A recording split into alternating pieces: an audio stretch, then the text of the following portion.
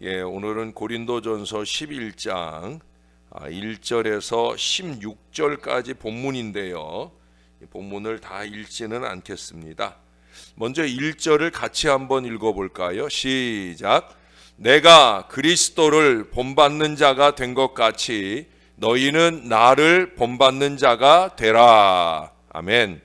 그 뒤로 11절부터 16절까지를 우리가 듣고 읽겠습니다. 그러나 주 안에는 남자 없이 여자만 있지 않고 여자 없이 남자만 있지 아니하니라. 이는 여자가 남자에게서 난 것 같이 남자도 여자로 말미암아 났습니다. 그리고 모든 것은 하나님에게서 났느니라. 너희는 스스로 판단하라. 여자가 머리를 가리지 않고 하나님께 기도하는 것이 마땅하냐? 만일 남자에게 긴 머리가 있으면 자기에게 부끄러움이 되는 것을 본성이 너희에게 가르치지 아니하느냐? 만일 여자가 긴 머리가 있으면 자기에게 영광이 되나니 긴 머리는 가리는 것을 대신하여 주셨기 때문이니라. 논쟁하려는 생각을 가진 자가 있을지라도 우리에게나 하나님의 모든 교회는 이런 관례가 없느니라. 아멘.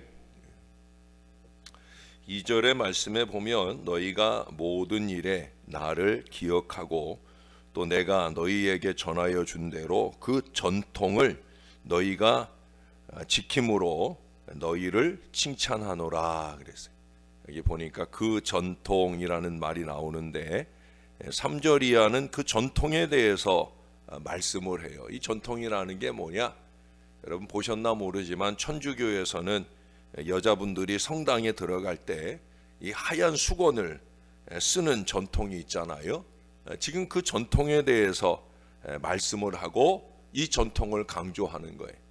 그럼 왜냐하면 이 고린도 교회의 특성이 우리가 앞서서 본 것처럼 음란한 교회였어요. 음란한 교회. 그래서 이 복종의 의미를 가진 이 전통을 특별히 바울이 강조를 하는 거예요. 여자들이 음란하게 설치고 다니지 말아라. 그게 음란한 게 물론 성적으로만 아니라 교회에 여러 가지 분란을 일으키는 그런 부정적인 의미의 그런 역할들을 하기 때문에 여자들은 교회에서 잠잠해라.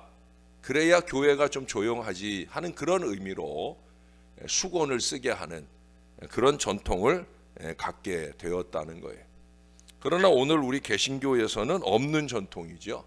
그러니 우리가 굳이 2절 이하로 그 말씀들을 이렇게 새길 필요는 없다고 보여지고요. 무엇보다 1절의 말씀이 우리에게 큰 교훈과 도전이 됩니다. 어제도 우리 저녁 때 우리 김 전사님 통해서 이와 유사한 말씀을 들었었는데 이게 이제 10장 31절 이하로부터 이어지는 연장선상에서 주시는 말씀이에요. 1절에 보시면 내가 그리스도를 본받는 자 된 것 같이 너희는 나를 본받는 자가 되라 그랬어요. 여러분 우리가 앞서서 10장에서는 그들과 같이라는 표현이 여러 번 나와요. 그러면서 6절이나 11절에도 본보기라는 단어가 나옵니다. 근데 그때는 나쁜 본보기들을 나열을 했었잖아요. 그렇죠? 그래서 그들과 같이 되면 안 된다. 근데 그러면서 말하는 거예요. 그러면서 뭐라고 말하느냐? 이제 바울은 예수님을 본받자. 예수님을 본받자. 바울이 나를 본받는 자 되라고 했지만 바울은 전제하는 게 있잖아요. 내가 그리스도를 본받는 자 된 것 같이. 그리스도를 본받는 자 된 것 같이. 그리스도를 기준으로 하는 나의 섬김이 되고 나의 신앙이 되어야 되는 거예요. 그러지 않는 거는 자기 자랑과 자기 유익을 위해서 그래서 섬기고 나누고 하는 거는 그건 다 위선인 거죠. 기본적으로는 그리스도. 우리가 어제 31절에도 먹든지 마시든지 무엇을 하든지 다 하나님의 영광을 위해 해라. 이게 1차 전제이고요. 그리고 이제 31절에 나와 같이 모든 일에 모든 사람을 기쁘게 하여 자기 유익을 구하지 아니하고 많은 사람의 유익을 구하여 그들로 구원을 받게 하라. 이게 바로 그리스도를 본받는 신앙 정신인 거죠. 전 세계적으로 예수 믿는 기독교인의 수가 지금 24억 명으로 봅니다. 24억이면 꽤 많다 싶지만 지금 세계 인구가 뭐 80억이랍니다. 우리는 뭐 아이들을 덜 낳고 해가지고 이제 인구가 늘어나는 나라가 아니라 줄어드는 나라가 됐지만 아직도 세계적으로는 인구가 계속 늘고 있어요. 전에는 기독교인 숫자가 전 세계적으로 한 30% 이상, 거의 한 3분의 1가량 됐는데 지금은 25%도 안 되잖아요. 어찌 보면은 왜 이렇게 기독교인이 줄었나 하겠지만 그게 이제 기독교인이 줄었다라기보다는 물론 뭐 줄기도 했지만 그 인원상으로 보면은 불과 한 20년 전만 해도 뭐 10몇 억을 헤아렸는데 지금 24억이라고 그러면 기독교인이 줄은 건 아니에요. 근데 상대적으로 기독교인이 줄을 이루는 나라들은 인구가 줄어드는 나라들이고 또 모슬렘이라든지 힌두교라든지 이런 신앙을 가진 나라, 이런 신앙을 가진 종족들은 더욱더 사람들이 인구수가 많아졌다는 거예요. 유럽에도요, 그 난민들의 인구가 많이 늘어나서 큰 걱정이에요. 그 난민들이 왜 인구를, 이 자식들을 막 낳아요. 자식들을 많이 낳아요. 왜냐하면 자식들 숫자에 따라서 나라에서 지원이 나오거든요. 그러니까 아버지 엄마가 일을 안 해도 자식들만 많이 낳으면 살 길이 열려. 그러니까 이게 원래는 이제 유럽 사람들이 자기들을 위한 그런 제도를 만들어 놓은 건데 난민들을 받다 보니까 그 난민들이 이제 그 제도를 이용해서 그렇게 사람을 늘리고 뭐 그렇게 해서 결국은 기독교인 숫자가 이 프로테이지는 좀 많이 줄지 않았나. 근데 우리나라 같은 경우도 지금 기독교인 숫자를 1200에서 1300만으로 봅니다. 거의 뭐 이것 역시도 25% 정도 내외로 우리가 흔히 얘기를 합니다. 그러나 그 가운데 예수를 닮은 사람은 과연 몇이나 되는지, 어제 전사님 표현처럼 교회를 다니는 사람들인지 아니면 예수 신앙을 하는 사람들인지 예수님 닮아가고 있는 사람들인지 이걸 생각하면 참 두렵고 떨리는 마음이 들어요. 기독교인의 신앙의 완성과 정점은 예수님을 닮는 것으로 성립이 되는 거예요. 예수님 닮아버리면 예배 출석 안 할 도리가 없고 기도 생활 안 할 수가 없고 전도 안 할 길이 없는 거죠. 예수를 닮아버리면 직분 감당을 잘 하게 되고 교회 봉사를 성실하게 하고 사랑을 베풀고 말씀대로 순종하게 되어지는, 예수님 닮으면 목사가 강단에서 신앙적으로 신령하게 이거 말하지 않아도 돼요. 뭐 그냥 자동인 거죠, 자동. 근데 문제는 뭐예요? 우리의 비극은 이 주님을 닮지 못한 데서 비롯된다는 거예요. 앞에 10장에서 말하는 그들과 같이 마귀 흉내나 내고 자기의 그 고약한 생각과 고집을 앞세우고 주장함이 언제나 모든 교회들의 큰 문제들이 되어집니다. 그러니 제 아무리 예수를 닮았노라 기염을 토해도 주님이 너는 아니다 라고 말씀하시면 그러면 아닌 거죠. 올해 우리 교회 표어가 뭐예요? 말씀과 이적으로 믿음과 경배로예요. 그러면서 부제를 제가 요즘 얘기하잖아요. 예수님과 함께 말씀과 함께를 강조하고 있어요. 말씀의 기초에서 예수님을 또 좀 닮아가자는 거죠. 그래서 우리 가정에 주신 말씀에 예수님의 그 웃는 모습의 사진까지 좀 자주 보면 좀 닮아갈까 싶어서 저도 그렇고 우리 모두가 예수님 얼굴 하루에 한 번이라도 보면 좀 그 예수님 닮은 마음가짐으로 그렇게 말하고 행동할까 싶어서 그래서 그 사진을 한번 나눠 드려 보았습니다. 사랑하는 여러분, 예수를 닮자는 거예요. 예수님 닮는 행위는 미래 완료적 사건입니다. 다시 말해서 완료된 것이 아니라 진행형이라는 거예요. 계속 닮아가는 거예요. 여러분 혹시 아셔요? 우리 주보 표지에 보면 왼쪽 하단에 왼쪽 하단에 보면 교회 이름이 나와요. 근데 그 교회 이름 위에 아주 쬐그만 글씨로 예수님 닮아가는 사람들이다, 이렇게 우리 교회를 소개하는 말을 적어 보았어요. 근데 왜 이렇게 글씨를 작게 했을까? 여러분 그런 생각 해보셨어요? 죄송하지만 그게 오늘 저와 여러분의 현재 모습이기 때문에 그렇습니다. 아직은 조금 희망사항이지 않나. 그래서 아주 작은 글씨로 적어 보았는데 이제 해가 거듭될수록 저는 제 목회 여정이 끝나는 앞으로 10년 뒤에는 그 글자가 교회 이름보다도 더 커졌으면 싶은, 제가 점점 키울 거예요.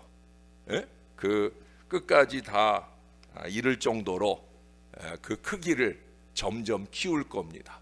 부족한 종이 조금 더 예수 닮아가는, 또 저와 여러분들이 조금 더 예수를 닮아가면 이 예담 동산의 정신처럼 정말 예수님 닮아가는 그 은혜가 우리에게 넘친다고 하면, 그러면 그것이 점점 커지게 되겠죠.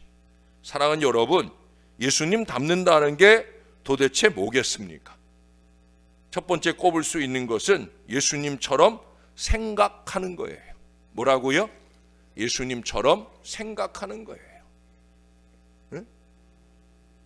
구주를 생각만 해도 내 마음이 좋거든. 그것도 좋지요.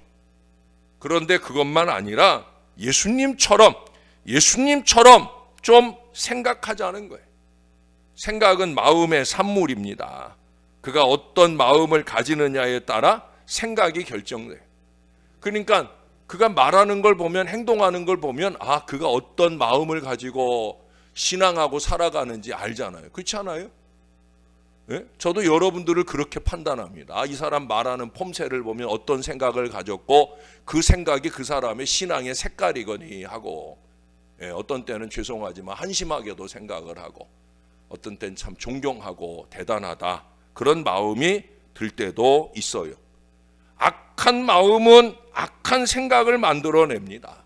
그래서 바울은 빌립보서 2장 5절에서 말하는 너희 안에 이 마음을 품으라, 곧 그리스도 예수의 마음이니 라고 얘기를 했어요. 예수님의 마음을 품으려고 하는 이 노력이 있어야 된다는 거예요. 주님의 마음을 본받고 헤아리는 것이 예수님을 닮아가는 거예요. 여러분, 예수님처럼 생각해 보아야 합니다. 자꾸 자기 생각 먼저 하면 안 돼요.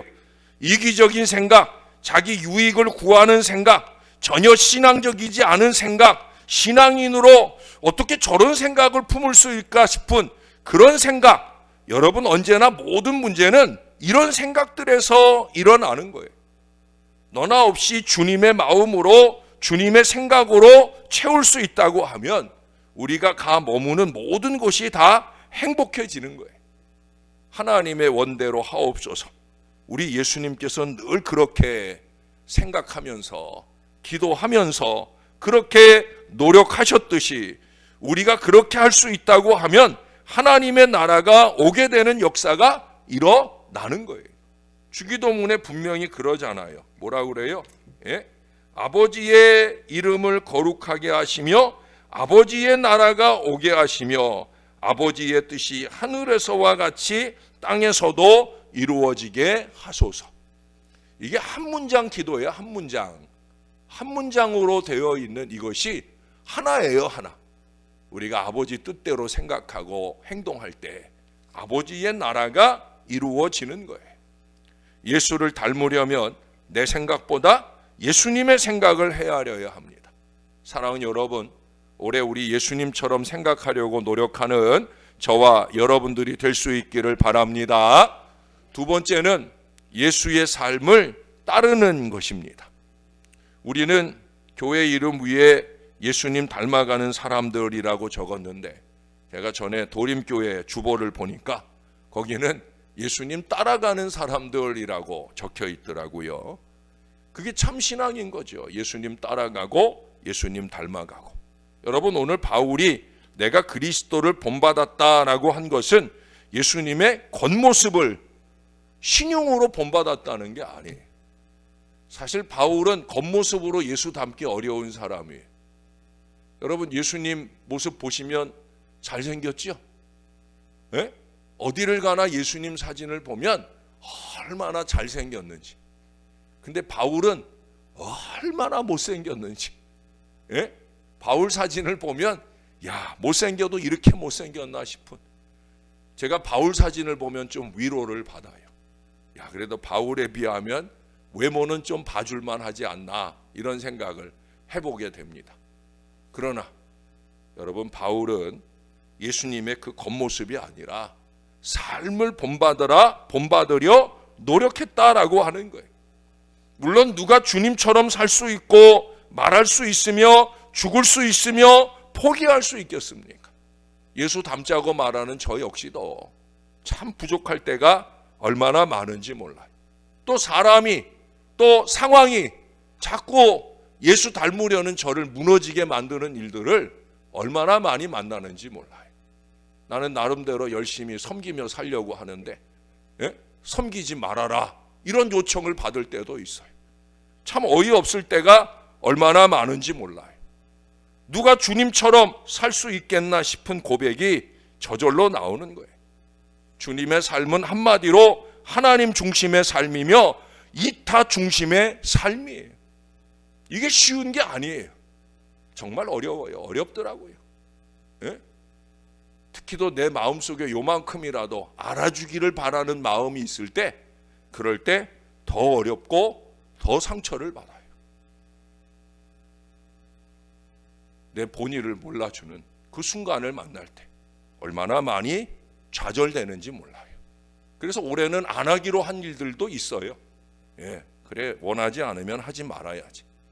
여러분, 바울 사도는 바로 그 삶을 본받고 있는 거예요. 주님처럼 살아보자. 여러분, 우리가 어제 보았던 10장 후반부와 연결선상에서 오늘 이 말씀을 하고 있다고 그랬어요. 거기 보면 33절에 뭐라고 그랬어요? 나와 같이라는 말을 이미 말했어요. 나와 같이. 그게 뭐라고 그랬어요? 아까 31절에 하나님을 기쁘시게, 33절에 사람을 기쁘게. 이거예요, 여러분. 예수님 닮는다는 건 하나님을 기쁘시게, 사람을 기쁘게. 어느 목사님이 워싱턴주 타코마시에, 거기 타코마 장로교회가 있어요. 우리랑 똑같이 50년이 된 교회예요. 올해가 딱 50년. 예. 근데 그 교회 나이 많은 장로님 댁에 초대를 받은 일이 있으셨답니다. 근데 이분이 이제 미국의 많은 큰 집들을 그 신방으로 이제 찾아뵙겠죠. 또 이렇게 집회를 가면 그 교회에서 장로님들이 자기 집에 모셔다가 이렇게 대접도 하고 하니까. 근데 이 목사님이 가본 미국의 집들 가운데 가장 크고 가장 아름다운 집이라는 거예요. 그런데 그의 자녀들이 그 집을 구입하고 건축하고, 그래서 그 아버지 장로님에게 그곳을 모셔서 그곳에서 살도록 하려고 할 때, 그때 이 아버지 장로님이 아니다. 그 자녀들을 모아놓고는, 얘들아, 아니 지금 교회가 건축 중인데 무슨 내 집을 장만하겠다고 그러느냐. 교회 건축 다 끝나고 나서, 그러고 나서 사거나 짓도록 해라, 이러셨다는 거예요. 참 훌륭한 신앙 부모죠. 뿐만 아니라 자녀들에게 각각 건축 헌금을 할당해서 내도록 했다는 거예요.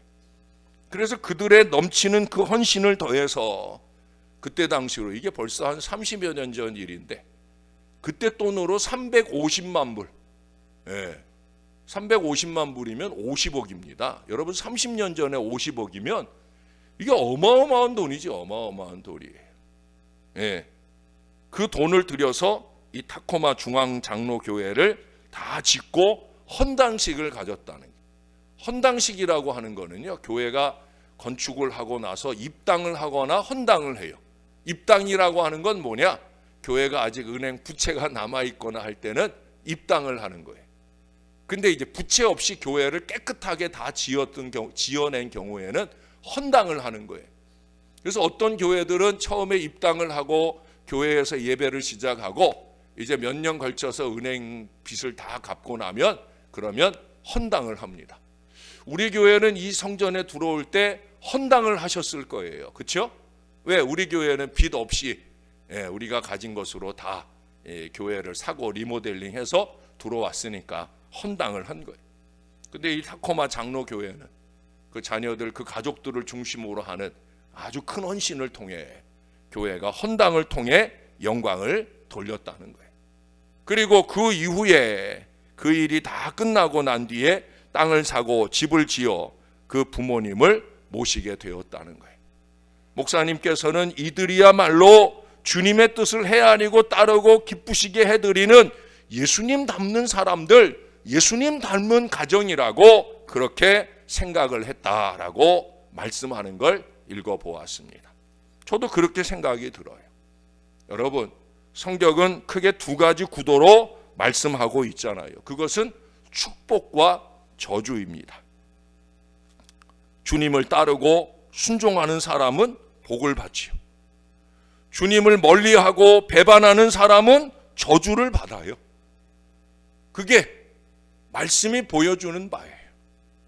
예수를 닮은 사람이라면 영광과 십자가를 동시에 바라봐야 됩니다. 내가 예수를 닮으면 내 얼굴과 삶의 광채가 빛나게 될 거예요. 그러나 그 빛나는 광채를 갖기까지는 십자가를 지고 가겠죠.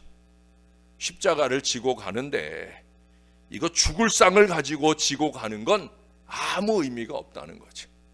예? 우리 예수님은 히브리서에 보세요. 기쁘고 좋은 낯빛으로 즐거운 마음으로, 왜? 그 다음 영광을 바라보니까 지금 이 십자가가 힘들고 어렵지만 내가 이 십자가 지고 가면 그러면 온 인류가 구원받는 길이 열린다. 이 생각을 하니까 그 마음 가지고 얼마든지 기쁘게 십자가를 지고 가셨어요. 그게 우리 예수님이에요. 그게 예수님 닮아가는 저와 여러분들이어야 할 것입니다. 섬기고 나누는 거 쉬운 거 아니죠. 예? 그러나 섬기고 나누며 전도하고 선교하며 영혼을 불쌍히 여기는 예수님 닮아가는 저와 여러분들이 꼭 될 수 있기를, 올해는 내년보다 올해보다 내년이, 내년보다 후년이 점점 더 예수님 닮아가고 우리 주보에 예수님 닮아가는 사람들 이 글자가 점점 커지는 행복을 꼭 누리는 저와 여러분들이 될 수 있기를 우리의 구주 되시는 예수님의 이름으로 간절히 축원합니다. 기도하겠습니다. 하나님, 우리는 신앙생활을 얼마나 오래 했는지, 신월제일교회를 얼마나 오래 다녔는지를 자랑 삼을 때가 있습니다. 그러나 하나님 앞에는 그것이 아무것도 아님을 오늘 말씀 통해 다시 한번 깨닫습니다. 내 신앙의 연륜에 걸맞게 과연 예수님 닮아가는 거룩한 신앙 인생을 잘 살고 있는지 하나님 오늘 말씀 속에 다시 한번 돌아보기를 바랍니다. 바울이 말한 고백대로 우리 자식들에게 말하고, 바울이 말한 고백대로 예수 안 믿는 사람들에게도 말할 수 있는 그런 거룩한 은혜가 우리에게 있어지기를 소원합니다. 자녀를 향한 축복이 말씀으로 이루어지는 그런 놀라운 은혜가 소원되는 우리의 마음 못지않게 우리가 그들이 보는 곳, 보이지 않는 곳에서 신앙적으로 사는 모든 일들이 그들에게 영적 영향력이 된다는 걸 잊지 말게 도와주시옵소서. 예수님처럼 생각하고 예수님을 따라가는 거룩한 믿음의 삶이 우리에게 있어서 아주 조금씩이라도 예수님 닮아가는 은혜가 넘치게 도와주시옵소서. 예수님 닮아가는 사람들이라고 하는 이 고백이 하나님 부끄러운 고백이 아니라 우리에게 떳떳하고 자랑스러운 고백이 될 수 있도록 점점 더 예수 신앙으로 무장되게 도와주시옵소서. 올해는 특별히 예수님과 함께, 말씀과 함께 이 마음에 새겨진 구호로 예수님 사진 날마다 한 번 이상 꼭 바라보면서 예수님 얼굴, 내 얼굴, 예수님 마음, 내 마음, 예수님의 삶, 내 삶이 되어 하나님을 기쁘시게 하고 사람을 기쁘게 하여 많은 영혼이 구원되는 전도와 선교의 이적 역사가 힘있게 나타나는 우리 교회 좋은 교회 신월 제일교회 되게 도와주시고, 여기 머리 숙인 새벽교인들이 그러한 모든 일들에 앞장서 헌신되는 하나님의 사람들 될 수 있도록 은혜를 베풀어 주시옵소서. 감사합니다. 예수님의 이름으로 기도합니다. 아멘.